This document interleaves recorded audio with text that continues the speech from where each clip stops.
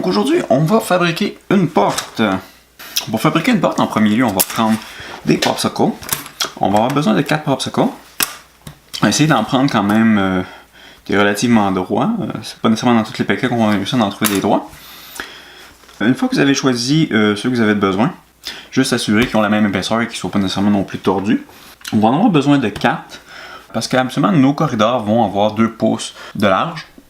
L'important c'est de prendre les popsicles qui ne sont pas nécessairement trop larges non plus. Il ne faut pas non plus que ça dépasse le 2 pouces. Comme ici, si je prends maintenant 4 popsicles, ça se pourrait que ce soit 3, tout dépendant de la largeur des popsicles que vous prenez. Ici c'est un pouce, un peu plus qu'un pouce et demi de largeur. Ce qui est quand même déjà beaucoup.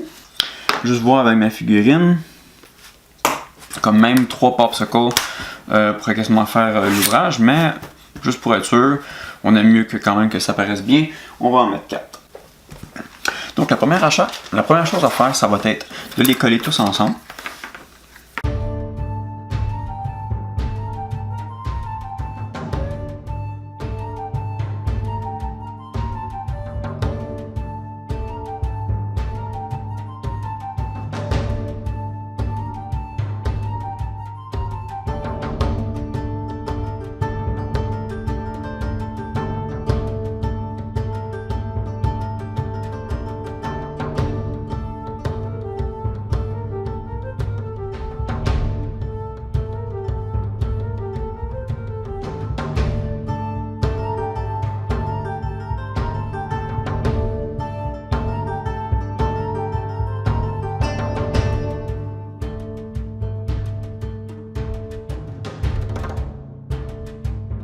Une fois le tout assemblé, et c'est quand même assez solide, vous pouvez essayer de retirer le maximum de colle chaude qui aurait pu dépasser des bâtons, des deux côtés bien entendu, puisque les deux côtés vont paraître.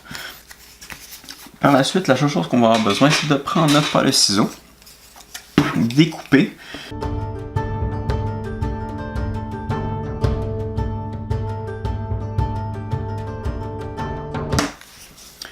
Si une partie de votre porte, bien entendu, décolle, vous pouvez toujours lui rajouter un peu de glu. Simplement les décoller.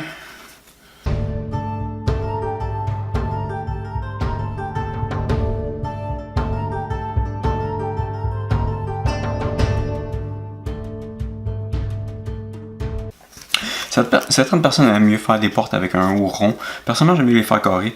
On s'est entendu qu'il n'y a pas grand porte avec un haut qui est rond. Surtout dans le temps médiéval, c'était quand même difficile de travailler avec quelque chose de rond, donc il y avait tendance à faire les affaires plutôt assez carrées, à part dans les cathédrales où ils travaillaient avec de la pierre. Donc on va faire la même chose, en essayant de garder quand même une certaine proportion.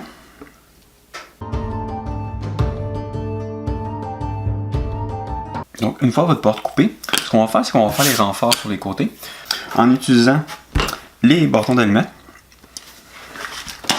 La seule chose que vous allez faire, c'est tout simplement de coller les bâtons d'allumettes à 2 ou 3 ou même jusqu'à 4, tout dépendamment d'où est-ce que vous voulez qu'ils soient.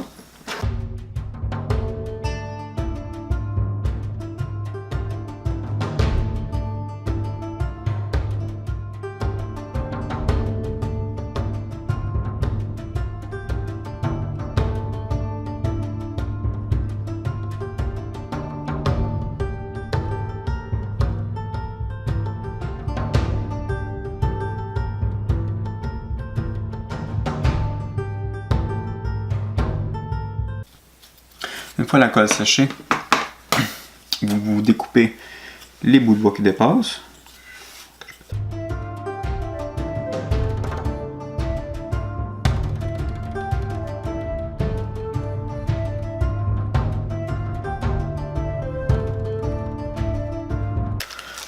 On va avoir besoin d'un cure-dent qu'on va venir fixer sur un des côtés de notre porte, tout en laissant quand même une bonne dimension sur chaque côté.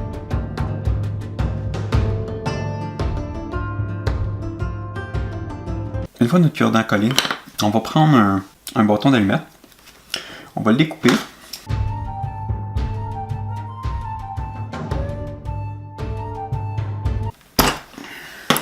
Environ, on va avoir 2 bouts de bois d'environ, je vous dirais peut-être un peu moins que la largeur d'un bâton de popsicle. Qu'on va coller Juste à mettre un peu de colle.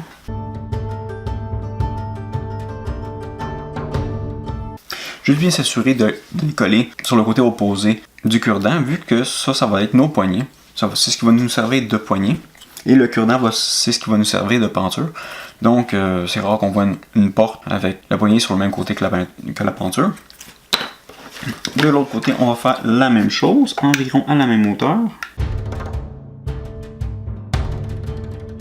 Une fois le tout monté pour la porte, on va se prendre notre fond du magasin $10. On va partir sur un des côtés. Toujours mieux de travailler avec un équerre. On va se calculer 2 pouces, qui devrait être qui va être la largeur de notre coque d'or.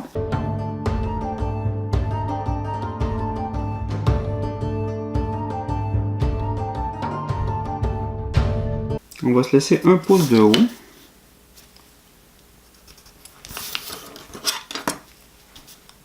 Comme ça ici. Où on va partir avec notre porte. À partir du 1 pouce de haut jusqu'à la hauteur de notre porte.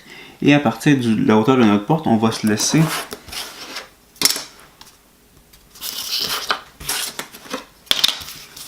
environ un demi-pouce.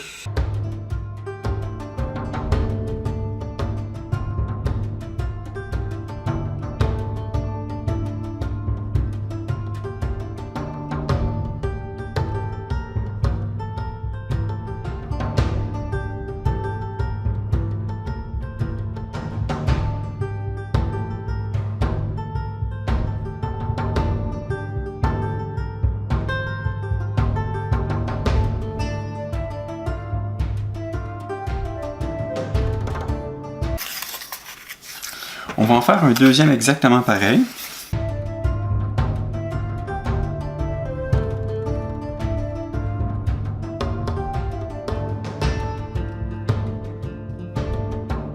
On va s'assurer que les deux arrivent quand même sensiblement pareil. Les mettre sur le même côté. Une fois que vous aurez fini, vous pourrez prendre votre porte, le mettre pas exactement à la même hauteur que le plancher. Vous le déposez sur le styromousse avec un crayon. Juste faire la démarcation de où est la porte.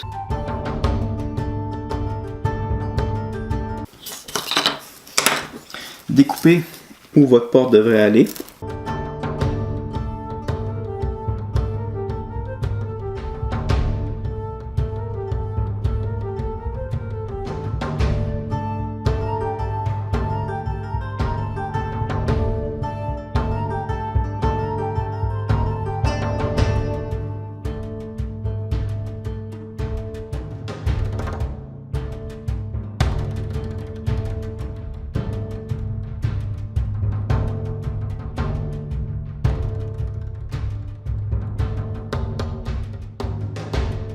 S'assurer que vos deux côtés de mur arrivent de façon correcte. Quand vous mettez la porte à l'intérieur, vous pourrez essayer de vérifier, voir si les choses fonctionnent quand même bien. Une fois le trou bien fait, vous pouvez mettre la porte directement dans le trou. Où est-ce que votre penture passe, vous simplement appuyer dessus avec un crayon afin de marquer vraiment où est-ce qu'elle va être. Couper. Donc une fois que vous avez fait la démarcation, vous vous assurez que la porte rentre bien, qu'elle peut quand même passer d'un côté à l'autre. Si vos ajustements ne sont pas nécessairement corrects, vous pouvez toujours prendre votre couteau, faire des parties sur le côté ici un peu, jusqu'à temps qu'elle rentre quand même bien, que ce soit en haut, en bas ou sur le côté. Vous pouvez aussi trimer en angle un peu les côtés, les renforts qu'on a rajoutés à la porte. Ça va pouvoir lui permettre de mieux passer dans le cadrage de porte. Maintenant, ce qu'on va faire, c'est tout simplement coller les deux sections ensemble. En laissant bien entendu la porte. Juste faire très attention. Si vous mettez de la colle, mettez pas de la colle nécessairement sur ce côté-ci. Vous pouvez en mettre ici, sur le côté, mais pas où est-ce qu'il y a la peinture, pour s'assurer que la colle ne va pas se glisser où est-ce qu'on a mis le cure-dent.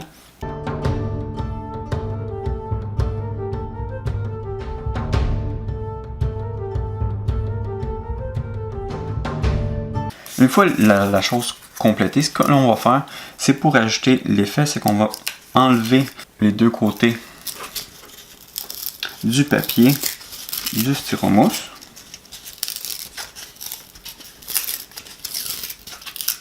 essayant bien entendu de ne rien casser. Une fois que vous avez retiré tout le papier, la première chose qu'on va avoir besoin de faire, ça va être de sceller sur le côté qu'on n'a pas mis de colle.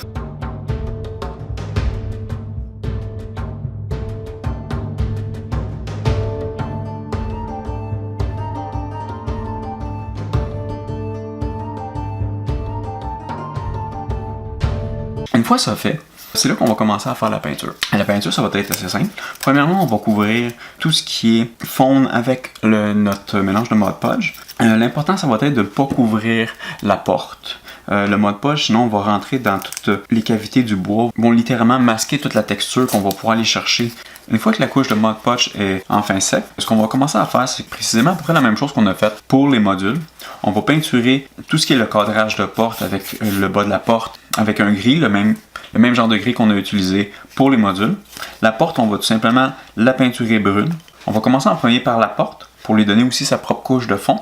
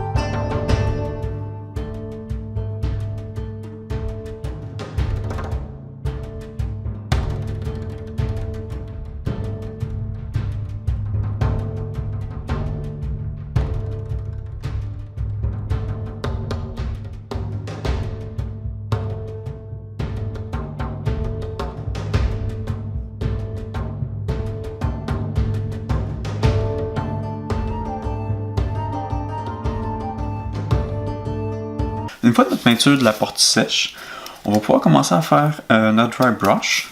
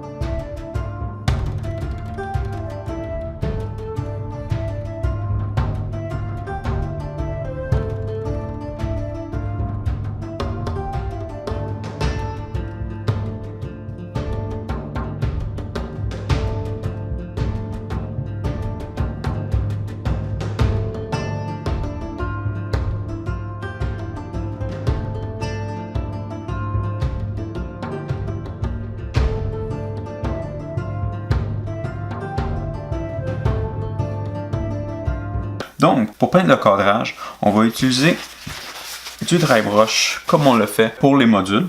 Une fois que mes murs sont peinturés, ce qu'on va faire, c'est qu'on va travailler à ça sur la base pour pouvoir le mettre directement sur nos modules. On va couper le bas de la porte, précisément à quelle hauteur qu'on voudrait l'avoir à partir du sol. Et ce qu'on va faire, c'est qu'on va coller directement la porte sur un morceau de plastique transparent, tout en s'assurant que le morceau de plastique puisse quand même rentrer directement dans notre module. Comme celui-ci, c'est un des couverts de plastique dans lesquels j'ai les bandes magnétiques. Donc, toujours intéressant de garder autant le carton que le plastique. On ne sait jamais quand est-ce qu'on peut en avoir de besoin. On veut quand même laisser une bonne partie en bas pour garder quand même une bonne rigidité sur le bas de la porte, puisque notre pivot se trouve au niveau de la porte.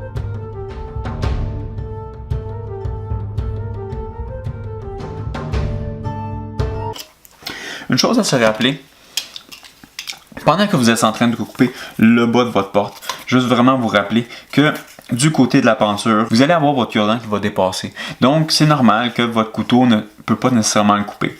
Ce qui va être intéressant, c'est vraiment de passer plusieurs fois dans les craques aux alentours. Si vous vous sentez en confiance, vous pouvez toujours essayer de le couper directement à l'intérieur. Ou ce que vous pouvez tout simplement faire, c'est de l'autre côté, finir de couper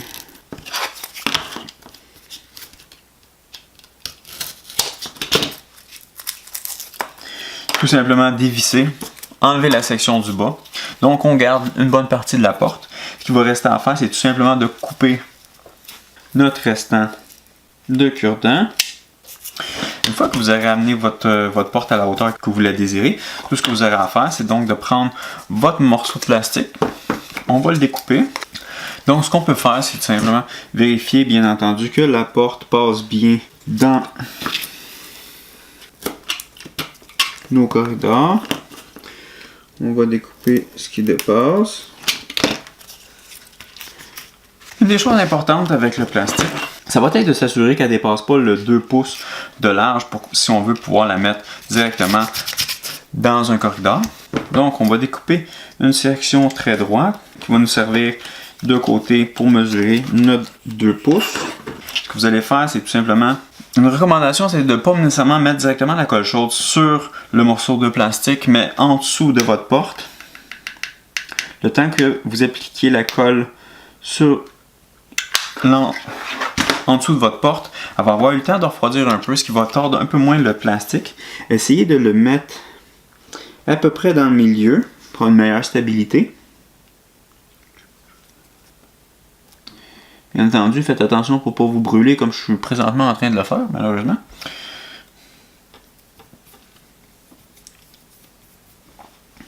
Mettez-en quand même une bonne quantité pour être sûr que ça colle bien. En même temps, ça va solidifier la base de notre porte. Et c'est comme ça qu'on fabrique une porte. Juste s'assurer d'avoir les bonnes dimensions pour la porte que vous voulez construire. Quand vous venez à couper la base, parfois il va y avoir des petits chips qui vont s'en aller, donc c'est juste normal. Surtout si vous avez laissé les côtés un peu plus élevés. Juste une petite retouche de peinture. Donc, je vais vous dire à la prochaine.